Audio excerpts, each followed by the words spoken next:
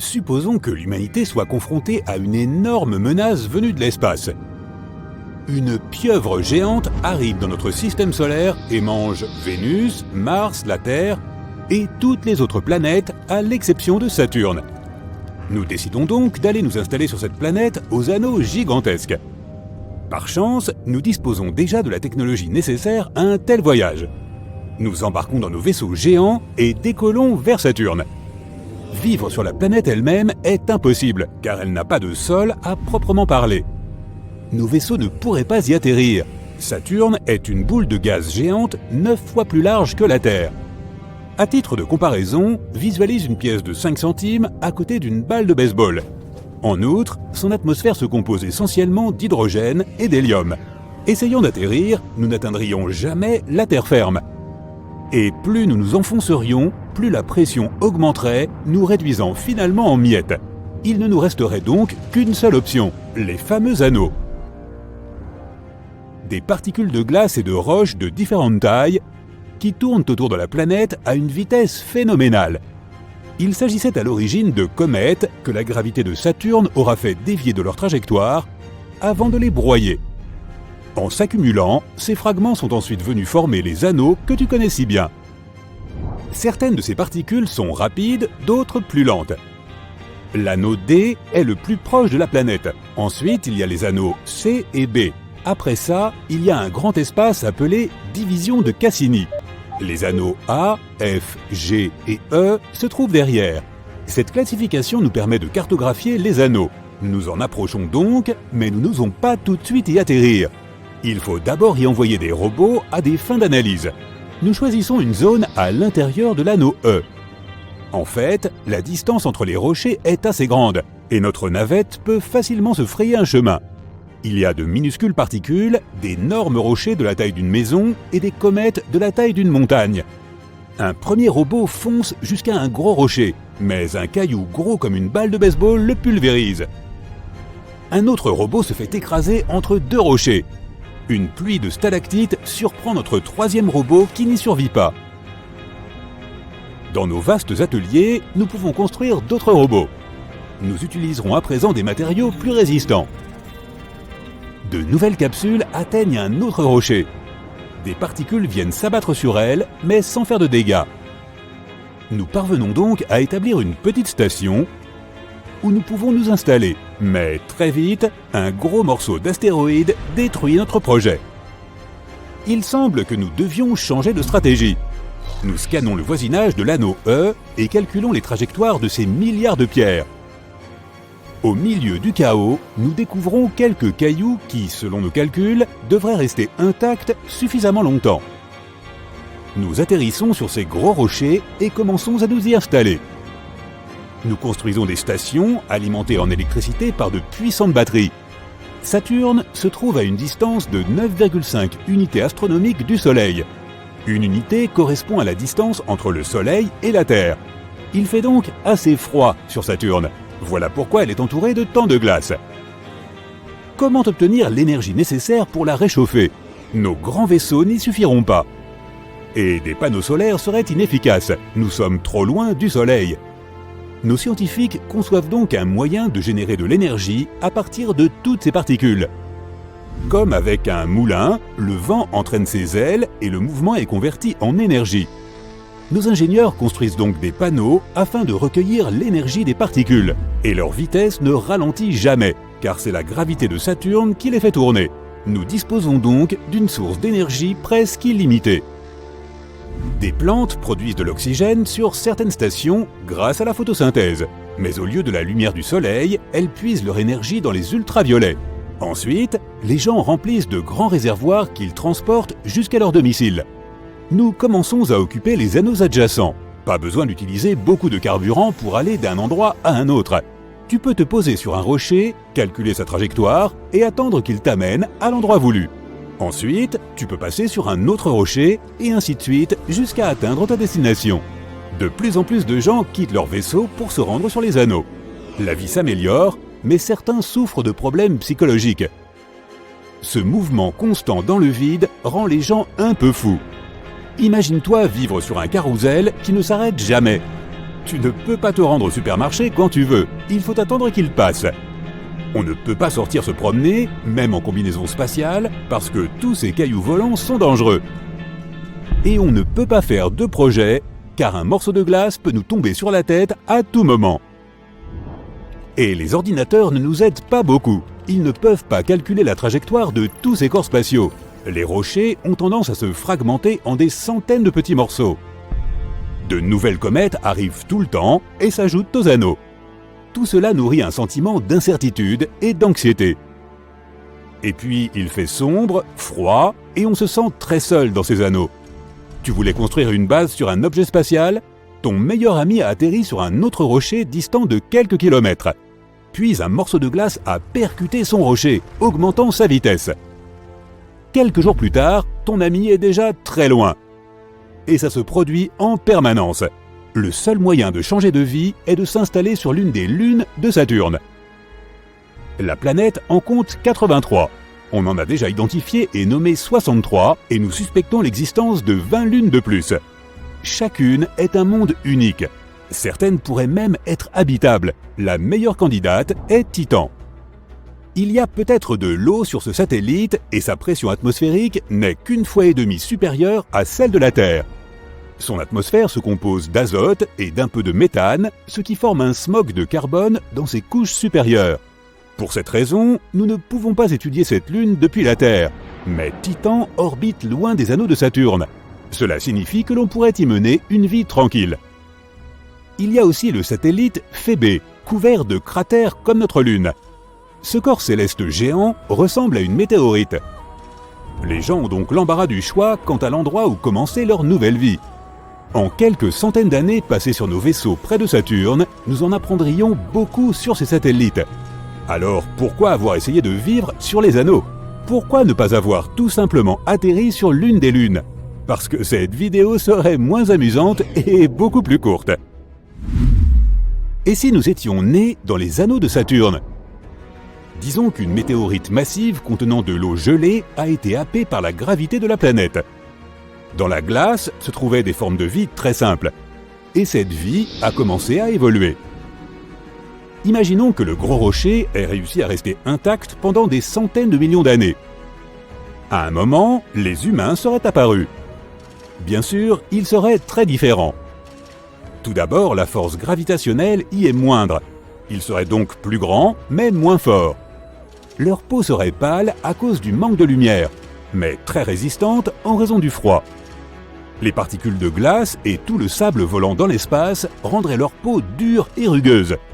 Vêtus d'une telle armure organique, sans pesanteur, ils sauteraient d'un rocher à l'autre à la recherche d'eau et de nourriture.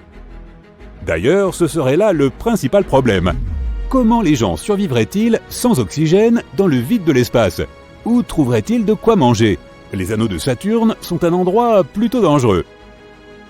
Si même une forme de vie très simple ne peut y survivre, comment l'être humain le pourrait-il?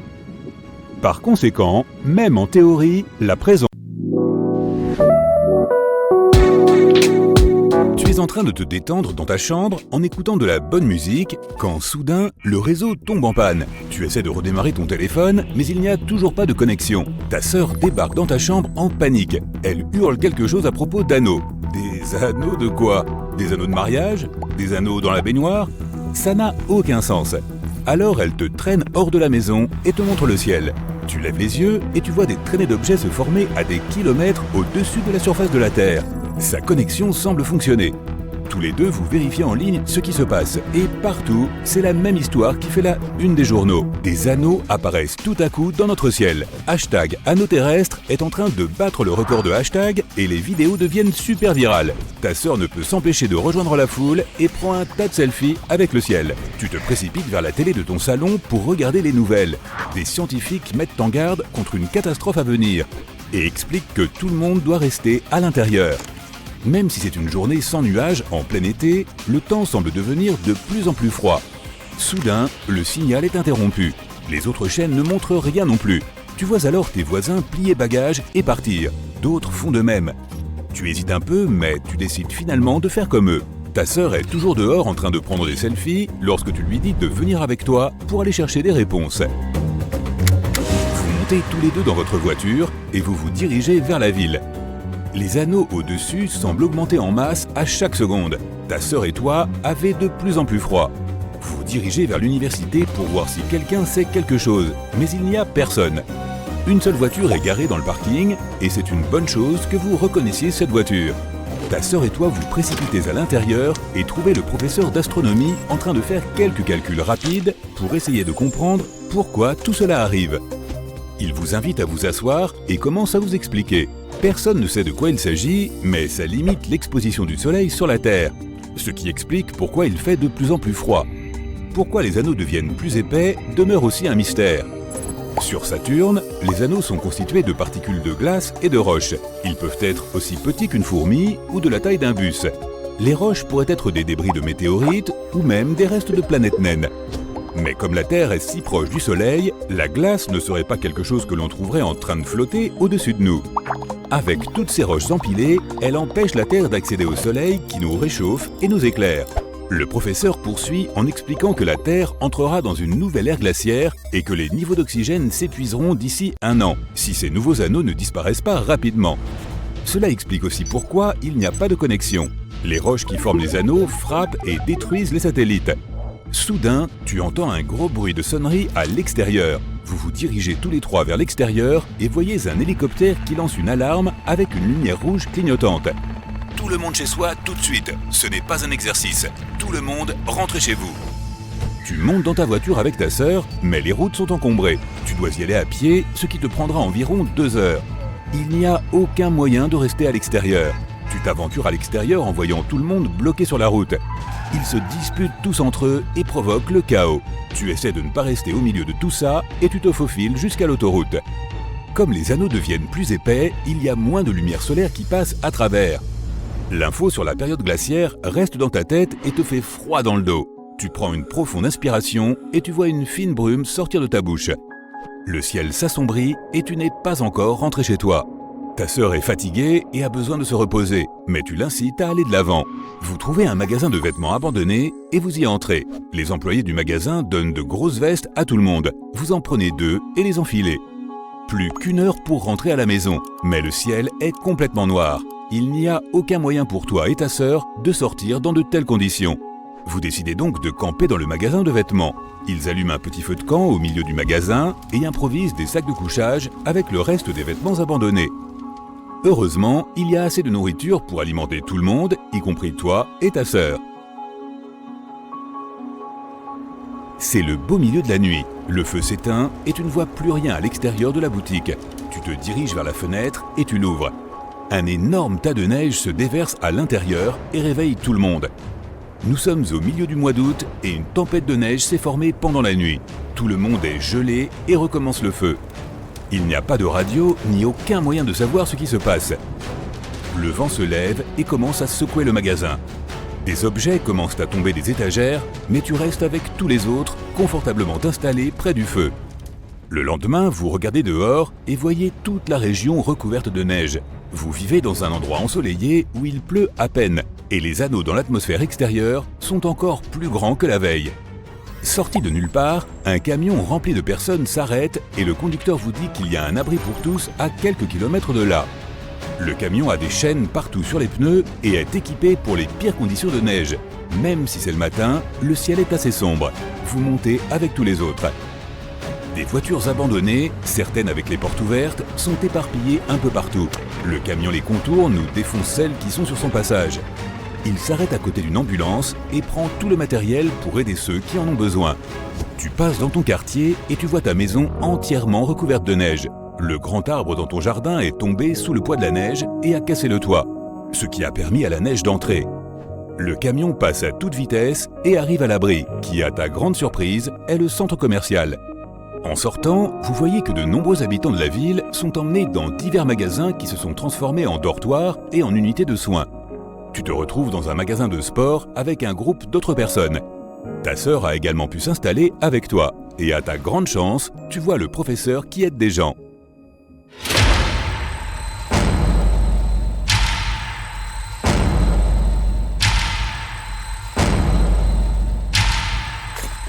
Mais peu après, une forte explosion retentit dans le centre commercial et casse les vitres.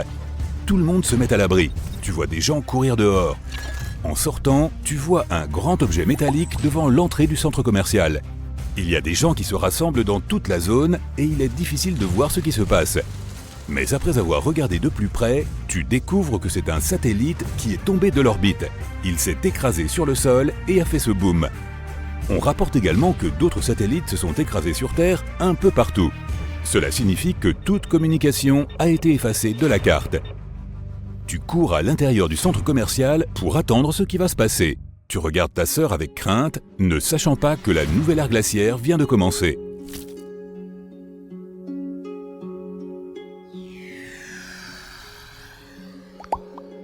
Un an plus tard, tu te détends dans ton bunker quand ta sœur débarque en panique. Les anneaux sont toujours là, mais c'est autre chose maintenant. Tu cours dehors et tu vois tout le monde se rassembler et regarder le ciel. En un an, les températures ont chuté au point de geler la totalité de la surface de la Terre. Les déserts et les jungles tropicales se sont transformés en terre glacée. Plus de la moitié de la faune s'est éteinte et les arbres sont devenus aussi rares qu'un trèfle à 4 feuilles.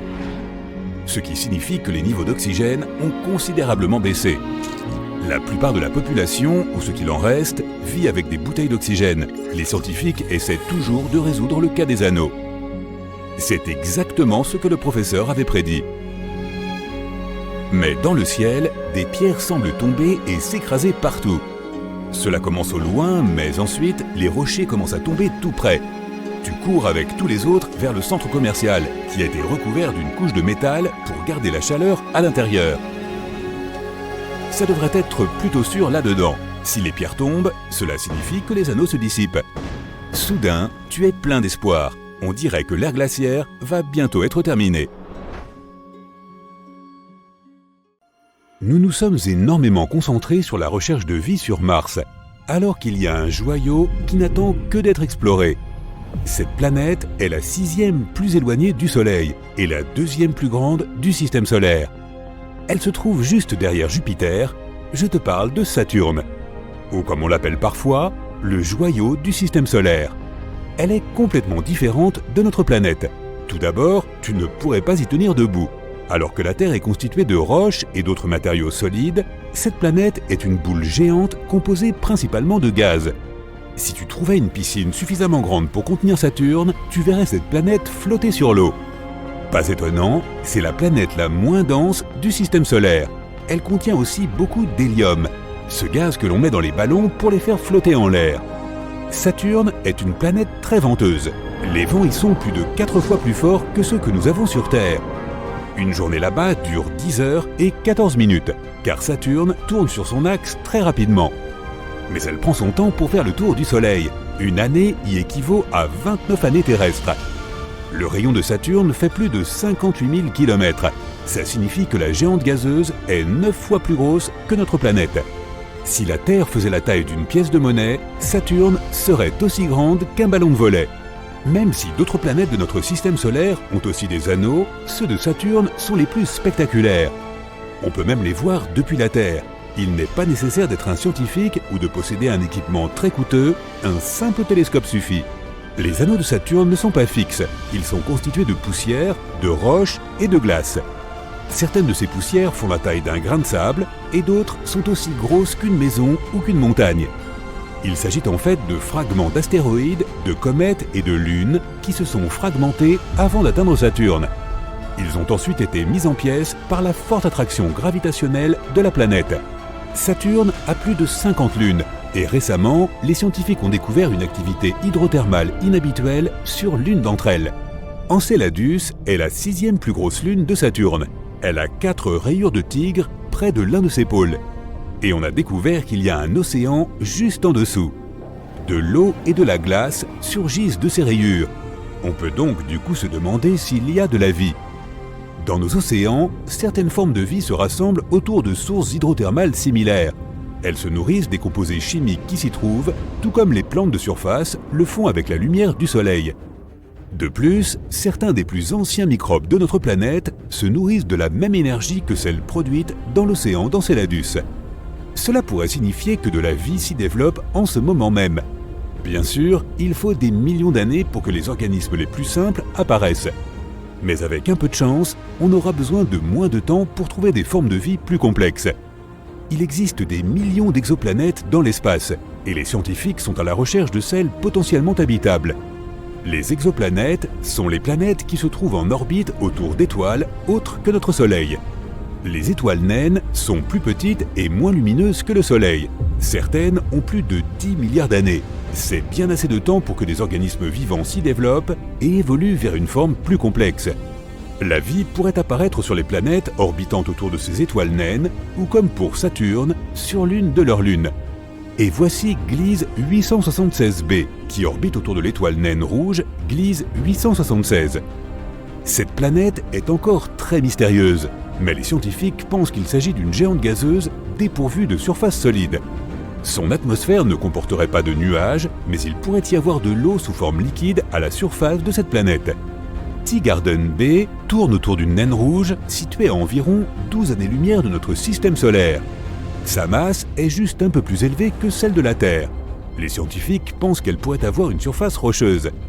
Cette planète met environ 5 jours pour compléter son orbite. Cela signifie qu'une année sur Teegarden B est en fait plus courte qu'une semaine sur Terre.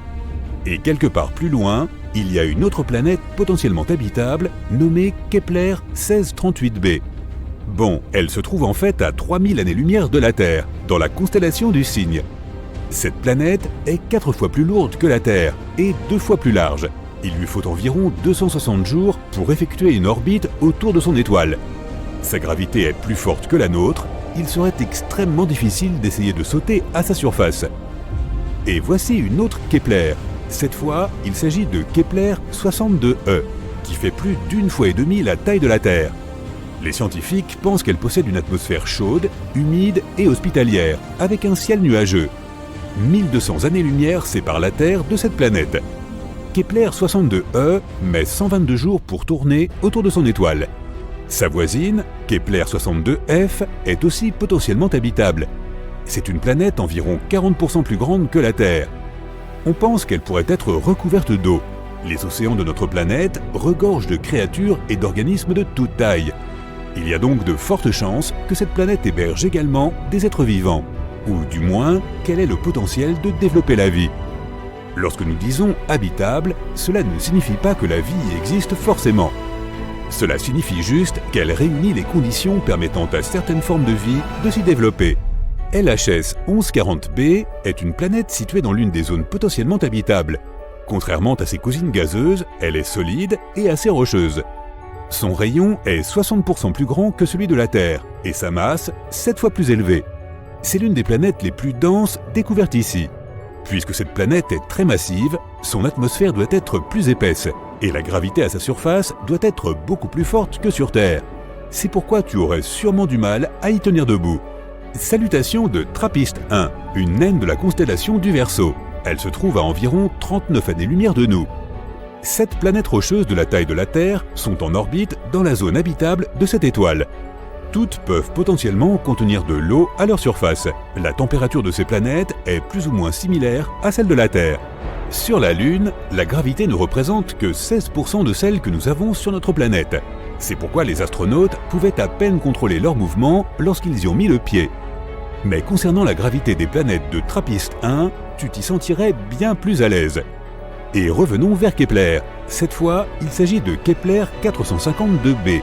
C'est une planète rocheuse, 60% plus grande que la Terre. Son étoile est similaire au Soleil. Cette planète a en fait passé environ 6 milliards d'années dans la zone habitable, alors que la Terre s'y trouve depuis seulement 4 milliards et demi d'années.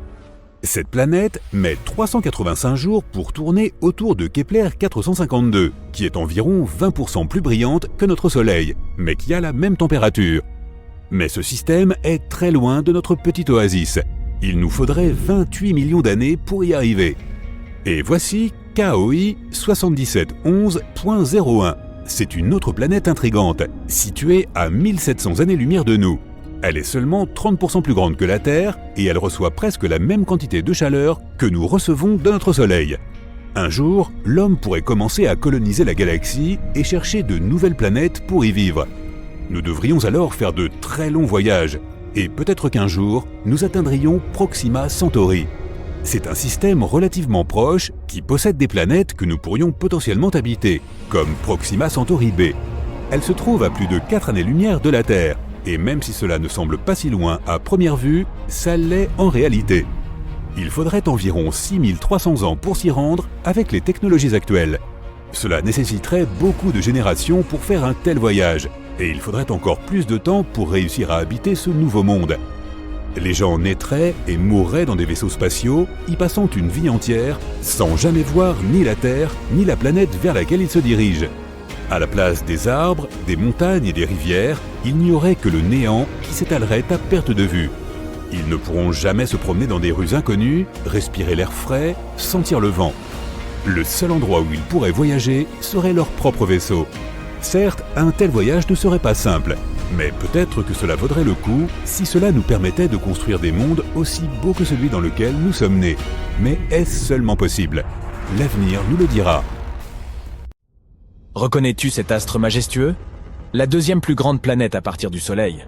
En effet, une géante gazeuse à l'aspect brumeux jaune-brun, c'est bien ça. 7 anneaux énormes et intimidants, tout à fait. Tu l'as compris, il ne peut s'agir que de Saturne. Et récemment, le télescope spatial Hubble a fait une découverte étonnante. Apparemment, les anneaux de la planète exerceraient sur elle une force depuis longtemps. Une nouvelle étude a révélé que ces anneaux emblématiques réchauffaient la haute atmosphère de Saturne. Le plus intéressant, c'est que les chercheurs de la NASA affirment qu'il s'agit là d'un phénomène que le monde scientifique n'a jamais observé ailleurs dans notre système solaire. Ce secret s'est trouvé juste sous notre nez pendant 40 ans, et ce n'est qu'après avoir exploité les relevés de la planète transmis par le télescope spatial Hubble, la sonde Cassini, désormais à la retraite, et les engins spatiaux Voyager 1 et 2, que les astronomes l'ont mis au jour.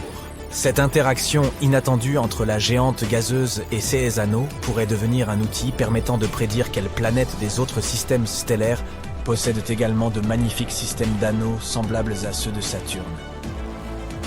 Alors, comment s'est-il avéré que la planète géante était en train d'être lentement cuite par ses propres anneaux?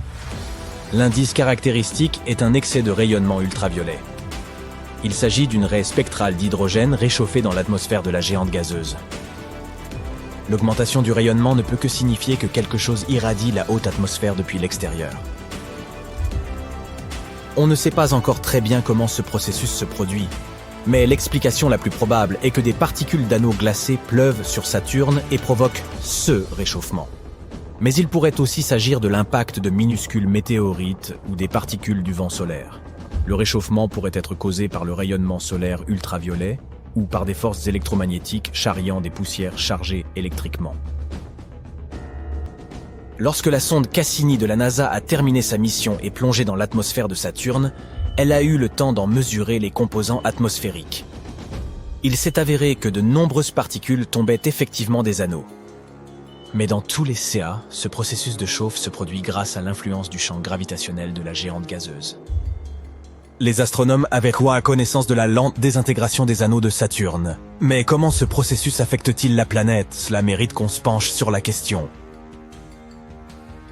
Bien, te souviens-tu de la sonde Cassini de la NASA dont on a parlé précédemment? Pendant plus d'une décennie, elle a étudié Saturne, partageant des clichés de la géante gazeuse et de ses lunes glacées. Elle nous a fait découvrir des mondes époustouflants où les rivières de méthane se transformaient en mers d'hydrocarbures, et où des jets de gaz et de glace projetaient des matériaux dans tout l'espace.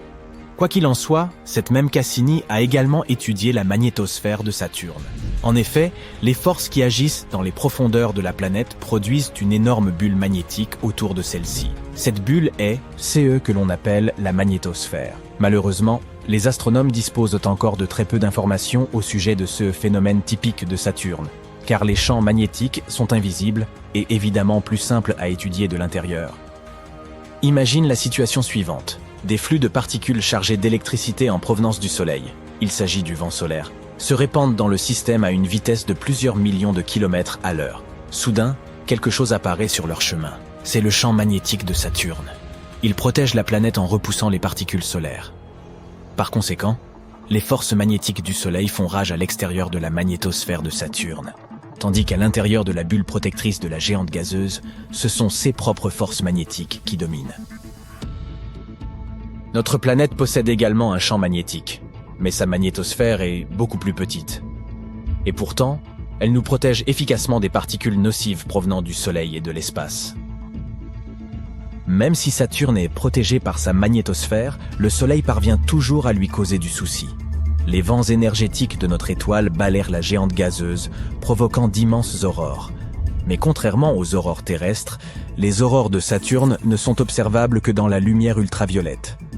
En d'autres termes, elles sont invisibles depuis la surface terrestre. On ne peut les voir que si l'on voyage dans l'espace. Mais apparemment, il existerait différents types d'aurores sur la géante gazeuse.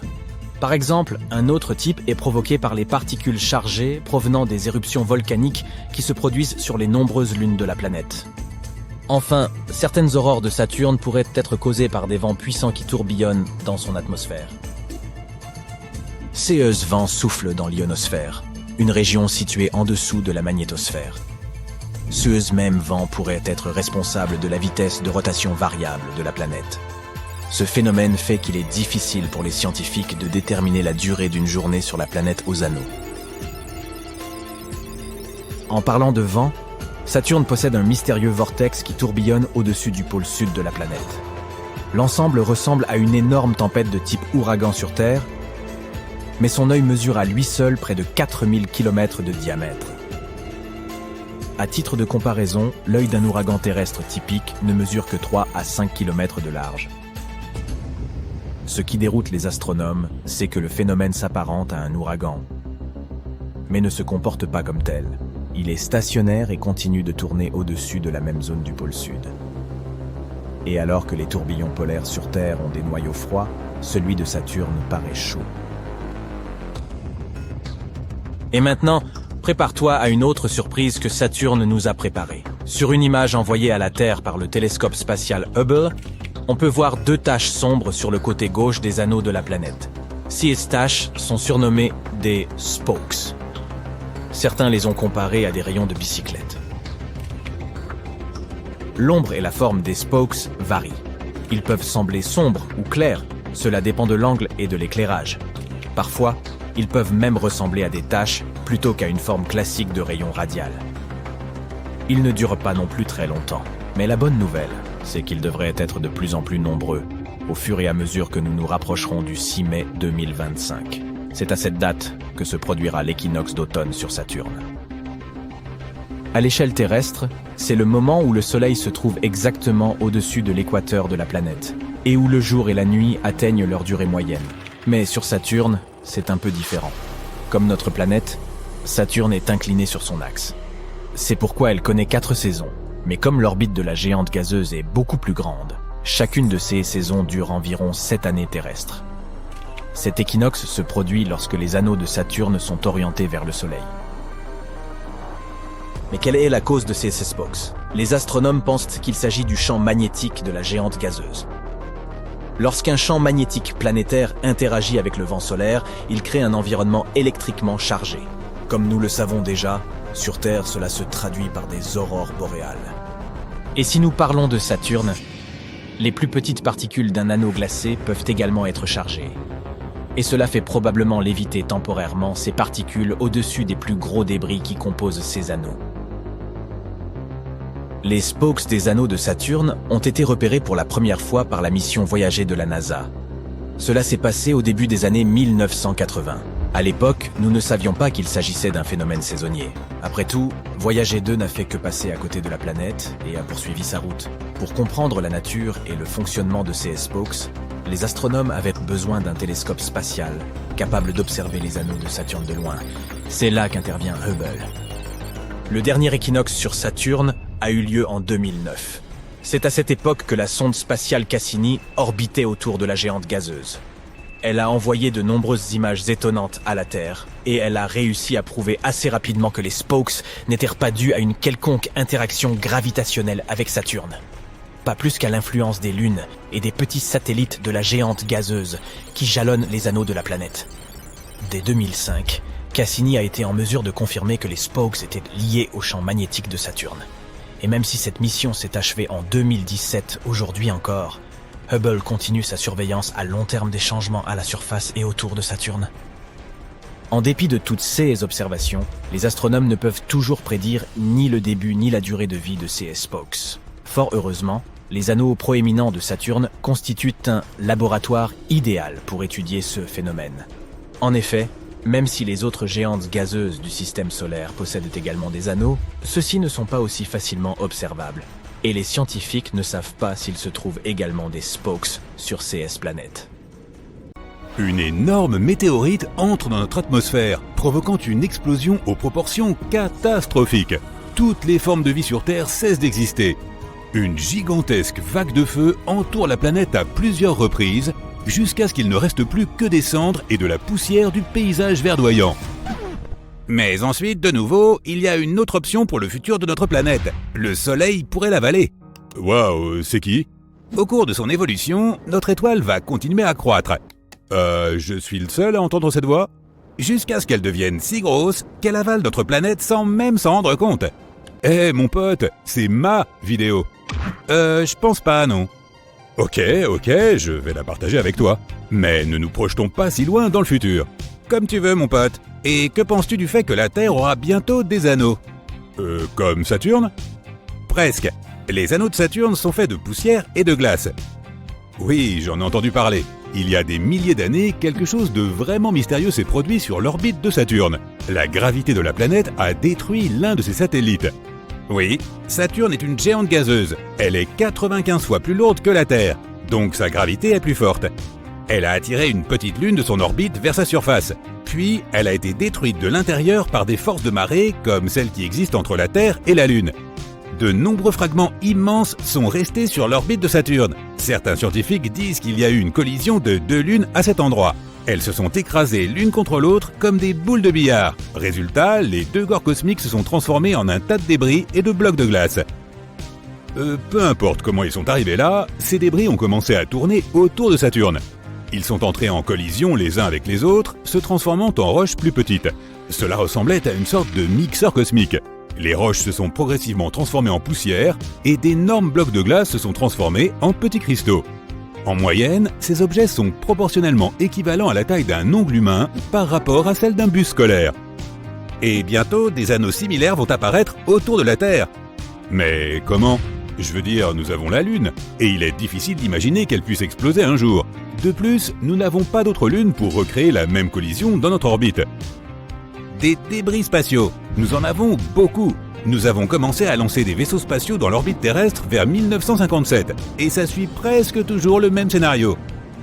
Oui, une fusée est constituée de plusieurs parties, un propulseur ou même plusieurs. Le deuxième étage de la fusée et une cargaison qui est contenue dans une capsule à la fin de la fusée. Le propulseur pousse la fusée presque jusqu'à l'orbite, puis la désamorce. Le deuxième étage allume les moteurs et monte encore plus haut pour mettre la cargaison en orbite. Ensuite, le deuxième étage se détache également et la capsule de chargement libère le satellite ou la sonde spatiale dans l'espace. Oui, le premier et le deuxième étage de la fusée et la capsule cargo sont jetables. Cela signifie qu'ils restent dans l'orbite de la Terre. Au fil du temps, notre planète les attire. Ils entrent dans l'atmosphère et se consument à cause de la friction avec l'air. Mais de nombreux objets restent en orbite autour de notre planète pendant des décennies. En 2021, il y a environ 170 millions de débris spatiaux dans notre orbite. Il s'agit de parties de vaisseaux spatiaux comme les boulons utilisés pour déconnecter les étages de fusée. Il y a aussi d'anciens satellites artificiels, des satellites en fonctionnement, des engins spatiaux en état de marche et des débris liés à des collisions qui se sont déjà produites. Ah, j'en ai entendu parler. En 2009, 2 satellites sont entrés en collision l'un avec l'autre. Il y a eu d'autres collisions accidentelles auparavant, mais elles étaient beaucoup plus petites et entre des objets de taille différente. Oui, et ces fragments métalliques tranchants volent en orbite à une vitesse d'environ 10 km par seconde. Ils pourraient donc faire un voyage de New York à Londres en moins de 10 minutes. C'est à peu près la même vitesse que celle à laquelle volent nos fusées, et c'est environ 45 fois plus rapide que les avions commerciaux. Donc ces fragments ont beaucoup d'énergie. Lorsqu'ils entrent en collision les uns avec les autres, ils se brisent et deviennent plus petits. Tout comme les débris de Lune autour de Saturne. Exactement. Mais un tas de débris métalliques qui orbitent plus vite que la vitesse du son peuvent endommager notre vaisseau spatial, n'est-ce pas ? Oui, la Station spatiale internationale a déjà allumé ses moteurs pour manœuvrer une fois afin d'éviter une collision avec un nuage de débris spatiaux.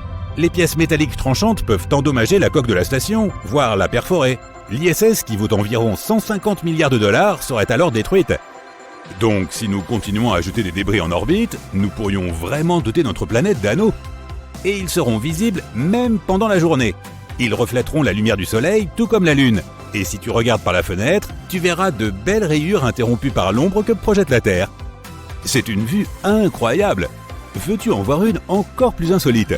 Imagine que notre Soleil augmente de 10 fois sa taille. D'abord, ce processus se produit en ce moment même. Notre étoile est une chaudière géante qui brûle de l'hydrogène. Elle se réchauffe continuellement et tous les milliards d'années, le Soleil devient 10% plus brillant et crée plus de chaleur. Il va chauffer davantage la Terre et finalement les océans et les mers de notre planète vont commencer à s'évaporer. D'épais nuages couvriront complètement le ciel, transformant la Terre en une serre géante. Notre maison ressemblera à Vénus. On dirait que l'humanité ne pourra plus vivre sur Terre. Que ferons-nous alors ? Nous chargerons tous les humains et les animaux dans des vaisseaux spatiaux et nous irons sur Mars. À ce moment-là, le Soleil aura bien réchauffé la planète. L'eau et le dioxyde de carbone présents dans les profondeurs de la planète commenceront à s'évaporer et à créer une atmosphère. Cela provoquera un effet de serre et réchauffera suffisamment la planète pour que tu puisses porter des shorts toute l'année. Et puis nous regarderons la Terre devenir un rocher sans vie avec des nuages acides comme Vénus depuis la surface de Mars. Oui, mais dans environ 7 milliards d'années, le Soleil commencera à se dilater encore plus et deviendra une géante rouge. Dans cette phase, il deviendra 256 fois plus grand que maintenant. Il engloutira donc complètement Mercure et Vénus. Et le bord de l'étoile se trouvera juste dans l'orbite de la Terre. Donc notre planète va juste se noyer dans le plasma chaud à la surface du Soleil ? Peut-être, mais quand une étoile brûle autant de combustible, elle perd du poids. Et donc le champ gravitationnel du Soleil s'affaiblira aussi. Donc il ne gardera plus les planètes du système solaire aussi près de lui. Peut-être que l'orbite de notre planète deviendra plus grande. Et alors, la Terre deviendra la première planète proche du Soleil. Certains scientifiques pensent qu'à ce moment-là, Titan, la lune de Saturne, pourrait acquérir les conditions nécessaires pour abriter les hommes et la vie. Ensuite, le Soleil commencera à se débarrasser de ses couches supérieures, il perdra sa masse et sa gravité de façon spectaculaire. Cela plongera le système solaire dans le chaos. Certaines planètes vont entrer en collision les unes avec les autres. D'autres pourraient simplement s'envoler dans l'espace lointain et sombre. Ce serait un jeu de billard cosmique. Exactement. Et le stade final de la vie du Soleil sera une naine blanche. Alors notre étoile deviendra de la taille de la Terre. Les planètes qui ont survécu ne recevront plus assez de chaleur de la naine blanche. Et sa lumière s'estompera progressivement sur des milliards et des trillions d'années.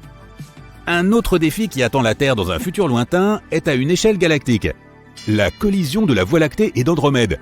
Bingo! En ce moment, la galaxie d'Andromède se déplace vers nous à 100 km par seconde. Tu pourrais faire le tour du monde à cette vitesse en seulement 6 minutes. Tu peux déjà voir les étoiles et les gaz de la galaxie d'Andromède dans le ciel nocturne à l'œil nu, à 2,5 millions d'années-lumière de la Terre. Et dans 4 milliards d'années, les galaxies commenceront le processus de fusion. Personne ne peut être sûr à 100% de ce qui arrivera à la Terre. Cela pourrait être le chaos total, avec les étoiles et les nébuleuses des deux galaxies qui entreront en collision. Ensuite, des explosions de supernovas se produiront partout, comme des feux d'artifice. Mais cela dit, il est extrêmement improbable que cela se produise. La concentration d'étoiles et d'objets spatiaux dans les galaxies est très faible. Les distances qui les séparent sont gigantesques. C'est comme si tu prenais une poignée de sable et que tu la dispersais sur toute la planète. Le scénario le plus probable est qu'au moment où les deux galaxies entreront en collision, il n'y aura plus d'eau liquide sur la surface chaude de la Terre. Cela signifierait la fin de toute vie terrestre. Les scientifiques pensent que cela peut se produire dans environ 3,75 milliards d'années. Oh, regarde, une pluie de météorites. Non, c'est une blague, mais ce serait chouette, non ? Si tu es fan de pleine lune, il y en a une qui arrive très bientôt. Le 28 mars pour être exact.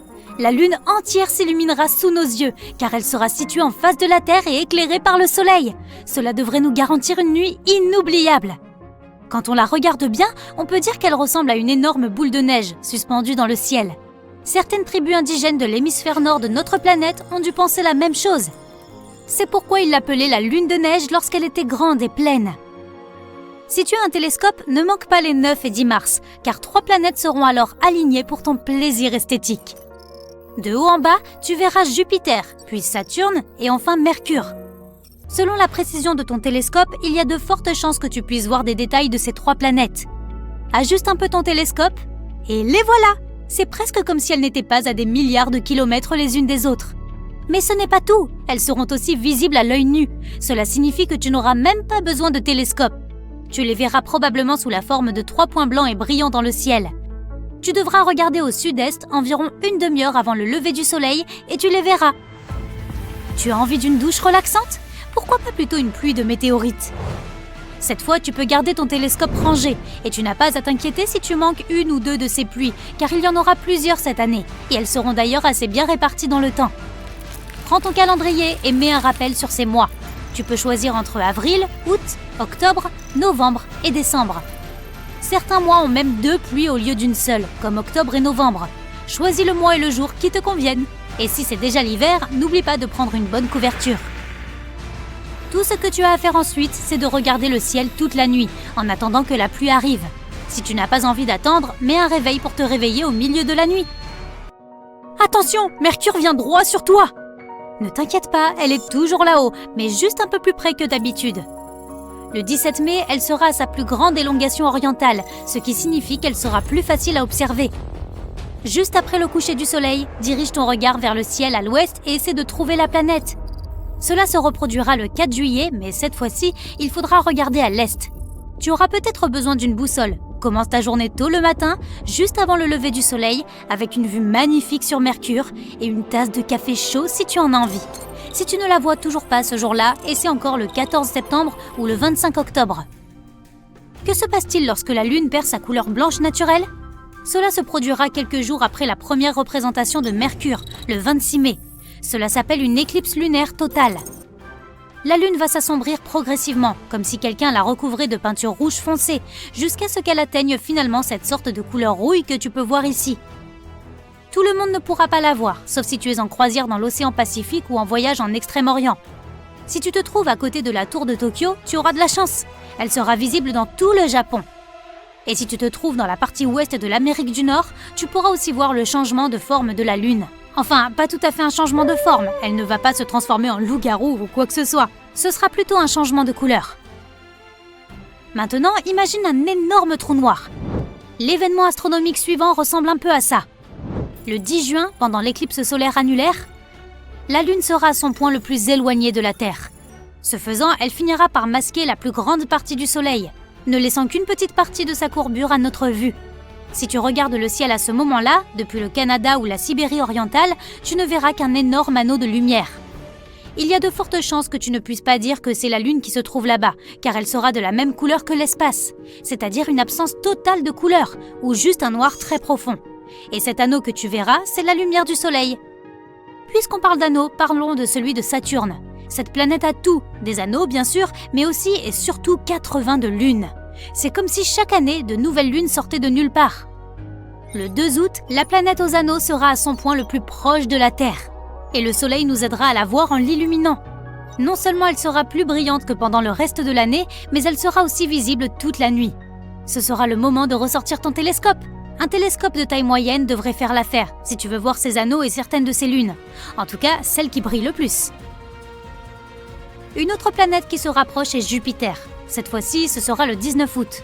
Le même phénomène se produira. Le Soleil se reflètera sur la face de la grande planète, à la différence que cette fois, si tu as ne serait-ce qu'une bonne paire de jumelles, tu pourras voir les 4 plus grandes lunes de la géante gazeuse. Bien qu'elles ressembleront à de simples petits points, tu sauras maintenant ce qu'ils sont vraiment. Tu te souviens de ces pluies de météorites dont nous avons parlé tout à l'heure? Eh bien, celle-ci est la plus conséquente qui soit. On l'appelle la pluie de météorites des Perséides. Et on dirait presque que le ciel est une machine à sous. Sauf que ce ne sont pas des jetons qui tombent, mais des météorites. Pendant cette pluie particulière, tu pourras même observer jusqu'à 60 météorites par heure, et elles seront très brillantes. Les meilleurs jours pour se mettre à l'aise, s'allonger sur l'herbe et regarder le ciel nocturne seront les 12 et 13 août. Habituellement, quand ces 2 journées arrivent, le ciel est sombre et clair. C'est parfait pour une pluie de météorites. Imagine une lune légèrement rouge.